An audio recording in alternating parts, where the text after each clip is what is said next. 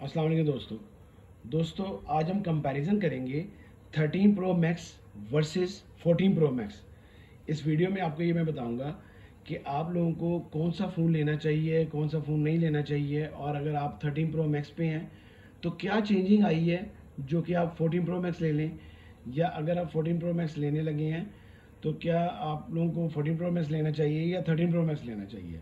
इसके main differences के बारे में हम बात करेंगे और आपको क्लियर रिव्यू दूंगा कि कौन सा फ़ोन आप लोगों के लिए ज़्यादा बेहतर है। सबसे पहले अगर बॉडी की बात की जाए तो बॉडी की लुक तकरीबन बिल्कुल सेम है, बिल्कुल सेम बॉडी लुक है, लेकिन इसमें थोड़ा सा डिफरेंस है। वो आपको ये पता ही लग रहा होगा।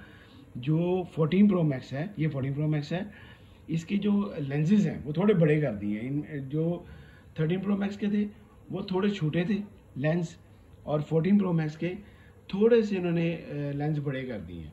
इसके बाद दोनों की जो बॉडी है, फ्रंट और बैक दोनों ग्लास बॉडी में है, और जो इसकी जो फ्रेम है दोनों का स्टेनलेस स्टील इसका फ्रेम है। ये देखें, कोई इसमें डिफरेंस नहीं है, सेम वैसे ही है।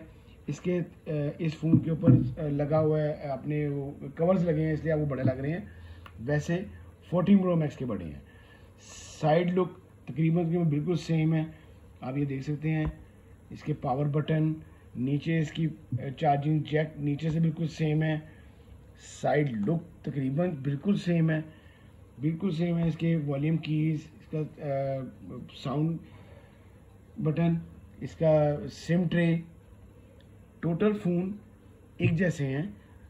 स्टेनलेस स्टील बॉडी है दोनों की, दोनों के जो है राउंड थोड़े से कर्व हैं इनके कॉर्नर्स, और टोटल फ्लैट बॉडी में है। इसके अलावा दोनों फ़ोन 6 GB रैम में अवेलेबल हैं। 6 GB रैम उसकी भी है, 6 GB रैम उसकी भी है, और दोनों फ़ोन सेम वेरिएंट में अवेलेबल हैं। 128 में ये भी है, 256 में, 512 में और 1 टेरा में। दोनों फ़ोन दोनों 4 तरह के वेरिएंट में अवेलेबल है। जबकि जो आईफोन 13 प्रो मैक्स है, ये फ़ोन 5 कलर्स में आया है और ये 4 कलर्स में आया है 14 प्रो मैक्स। इसमें ग्रे वाइट आया है, गोल्ड आया है, सिल्वर आया है, ब्लू आया है और ग्रीन आया है। इसी में जो 14 प्रो मैक्स है इसमें 4 कलर्स आए हैं, ब्लैक है, सिल्वर है, गोल्ड है और पर्पल है। दोनों फ़ोन 5G फ़ोन है। दोनों का वेट जो है एक जैसा ही है, 240 ग्राम दोनों का वेट है। सबसे बड़ा जो मेन डिफरेंस है वो ये है कि 13 प्रो मैक्स और 14 प्रो मैक्स में जो मेन डिफरेंस है वो ये है कि इसका जो 14 प्रो मैक्स का टोटल फुल डिस्प्ले है।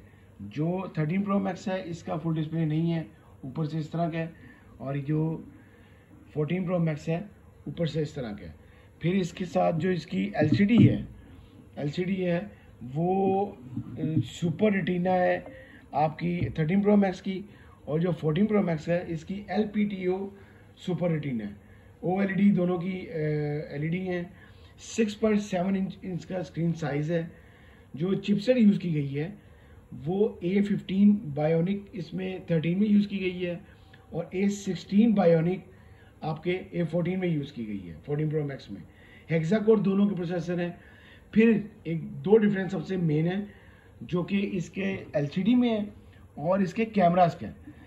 48 मेगापिक्सल इसका बैक कैमरा है 14 प्रो मैक्स का, 12 मेगापिक्सल सिंगल कैमरा, 12, 12 और 12 है तीनों कैमरे इसके।